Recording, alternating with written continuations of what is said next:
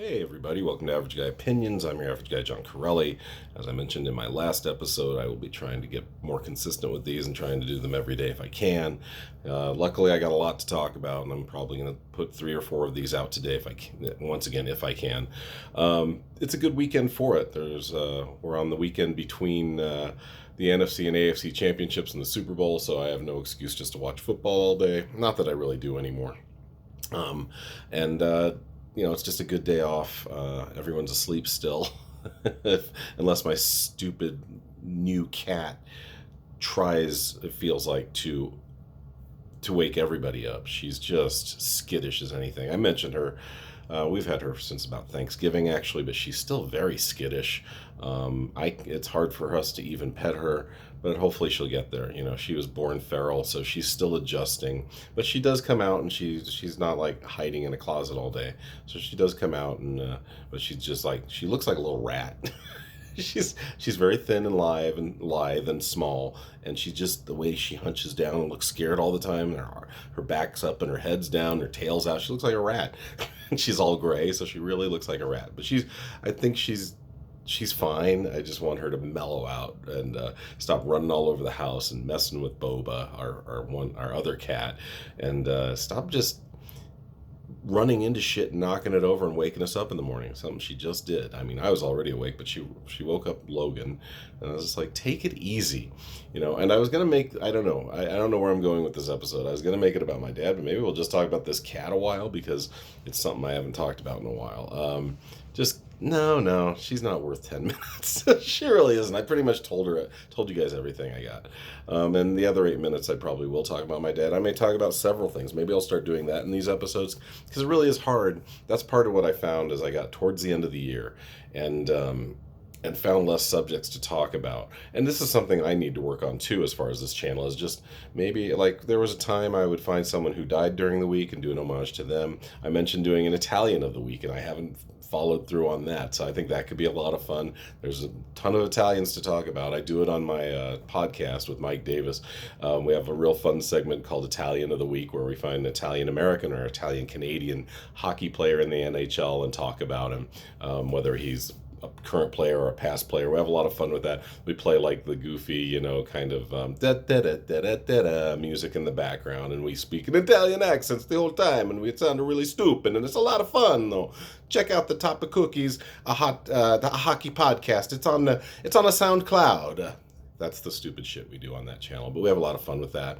And then once again, that's probably another couple hours out of my week, like I mentioned in the last episode, as to why I've fallen behind on Average Guy Opinions. And due to burnout, and I said one more time, I'm going to say, check out the link in the description of the last episode, which is 5B, about a really good video on burnout. And he's kind of repetitive, and so am I, but it's just like he really understood the mindset of a creator and what goes through your head. It's almost like a form of writer's block, really, where you just have no passion for it, and you don't feel like what you're saying is important, and you feel like your quality is suffering, and it probably is because you're not passionate about it anymore. It's just a cycle. Anyway, so let's get back to talking about what I actually came to talk about is my father. So he has been in assisted living just over 5 months now. Yeah, close to 5.5 months. And this was the problem with my father. And I know I've mentioned this in the past, most of us, I like to think most human beings, and especially in America, where it's very easy to do this, we have a pretty good life, most of us. I mean, there are homeless people, there are people that, we all have issues, we all have things we got to deal with. Life's never super easy, but most of us in this country are very fortunate, especially the white males. I'm like I said, I'm in the top percentile of being who gets treated the best. And then that's not a brag. That's not saying, oh, I'm awesome because I'm white. I think I'm lucky because I'm white and male. I get a lot of advantages that a lot of other people, not only on this planet but throughout this country, don't receive. So how did I get here? This is another thing. I'm gonna be like these muscles.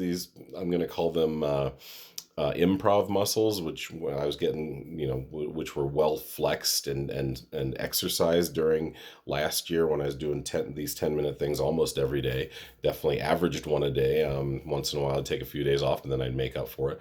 So my improv muscles are weak right now, and so are probably my vocabulary muscles. I'll run out of words sometimes and just stand here and stare at the camera. But back to my dad, because honestly, I got 5 minutes left, and it's no problem to talk about my dad for 5 minutes. But he's in assisted living. It's paid for, as far as I know. Maybe he might have to make a small payment each month.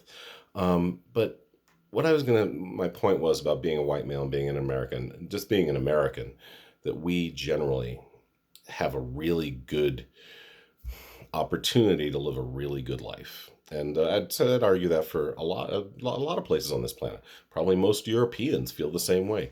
We're fed, we're housed. It's easy to get stuff like the essentials like food and water. Yeah, it's a good life, and you can build on that good life by doing cool things along the way. I'm trying to do that. I've always tried to do that, and thankfully my mom showed me that. I do give you credit, Mom, because that is mostly, you're the one mostly that showed me the most that life is good, and you can make it good, and you can make it enjoyable while you're here. And that's what I've tried to do. I think I've done that. At 54, sometimes I feel tired. I mean, look at this, but I really do. I mean, like I said in the last video, there's a lot of shit I'm doing.